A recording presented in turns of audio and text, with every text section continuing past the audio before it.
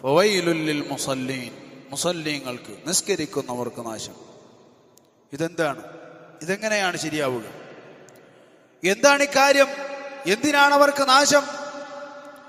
അല്ലദീന ഹും അൻ സ്വലാത്തിഹിം സാഹൂൻ. വെറുതെ നിസ്കാരക്കാർക്ക് നാശമെന്നല്ല, മറിച്ച് നിസ്കാരത്തിന്റെ വിഷയത്തിൽ അശ്രദ്ധ കാണിക്കുന്ന നിസ്കാരക്കാർക്ക് നാശം. ദുഹറിനുണ്ടാകും, അസറിനുണ്ടാകില്ല. മഗ്രിബിനുണ്ടാകും, ഇശായിന് ചിലപ്പോൾ ഉണ്ടാകാം, ഫജ്റിന് എന്തായാലുമില്ല. സ്കൂളിൽ പോകുന്ന മക്കളാണെങ്കിൽ ദുഹറും അസറുമില്ല. ട്യൂഷൻ ഉണ്ടെങ്കിൽ മഗ്രിബുമില്ല. ഇനി അതിൻ്റെയൊക്കെ ക്ഷീണം തീർത്ത് ഉറങ്ങുകയാണെങ്കിൽ ഫജ്റുമില്ല. ഇനി അതൊക്കെ ചെയ്യുന്ന മക്കളുണ്ടെങ്കിൽ വളരെ കുറവാണ് താൻ. ഇനി അതല്ലാത്ത ആളുകൾ ജോലിയുണ്ട്, ദുഹറില്ല, അസറില്ല. കളിക്കാൻ പോകാനുണ്ട്, ഇശാ ഇല്ല. കളി കഴിഞ്ഞ് ക്ഷീണം തീർക്കാനുണ്ട്, ഫജ്റുമില്ല. ഈ രൂപത്തിൽ നിസ്കാരത്തെ തൊട്ട് അശ്രദ്ധരായവർ, ഇങ്ങനെ പൂർണ്ണമായി നിസ്കാരത്തെ ഒഴിവാക്കിയ ആളുകളെ കുറിച്ചല്ല ചർച്ച. മറിച്ച് ദുഹറുണ്ടാകാം, അസറുണ്ടാവില്ല. അല്ലെങ്കിൽ 4 നേരവും നിസ്കാരം ഉണ്ടാകാം, 1 നേരം നിസ്കാരമില്ല.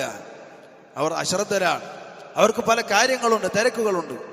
കണ്ണ് നൽകിയ, കാത് നൽകിയ, ലോകത്തെ മുഴുവൻ അനുഗ്രഹങ്ങൾ നൽകിയ, ആവോളം മഴ വർഷിച്ചുകൊണ്ട് വെള്ളം നൽകിയ, വായു നൽകിയ, സൂര്യനെ നൽകിയ, അതുപോലെ തന്നെ ലോകത്ത് എന്തൊക്കെ അനുഗ്രഹങ്ങൾ എണ്ണിക്കണക്കാക്കാൻ കഴിയാത്ത അത്രമാത്രം അനുഗ്രഹങ്ങൾ നൽകിയ, നമ്മളുടെ ഒന്നും ആവശ്യമില്ലാതെ ചലിച്ചുകൊണ്ടിരിക്കുന്ന ഹൃദയം നൽകിയ, നമ്മളാരും ശ്രദ്ധിക്കാതെ ഓക്സിജൻ വലിച്ചു കയറ്റിക്കൊണ്ടിരിക്കുന്ന ശ്വാസകോശം നൽകിയ, അതുപോലെ തന്നെ മനസ്സിലുള്ളതൊക്കെ തുറന്നു പറയാനുള്ള നാവ് നൽകിയ, ആഗ്രഹമുള്ളതിനടുത്തേക്ക് ചെന്ന് കയറാൻ കാലുകൾ നൽകിയ, കൈകൾ നൽകിയ ആ റബ്ബ് സുബ്ഹാനഹു വ തആല നിന്നോട് മറ്റൊന്നും ചോദിച്ചിട്ടില്ല. വാടക ചോദിച്ചിട്ടില്ല, വില ചോദിച്ചിട്ടില്ല. മറിച്ച് നിന്നോട് ചോദിച്ചത് വമാ ഖലഖ്തുൽ ജിന്ന വൽ ഇൻസ ഇല്ലാ ലിയഅ്ബുദൂൻ.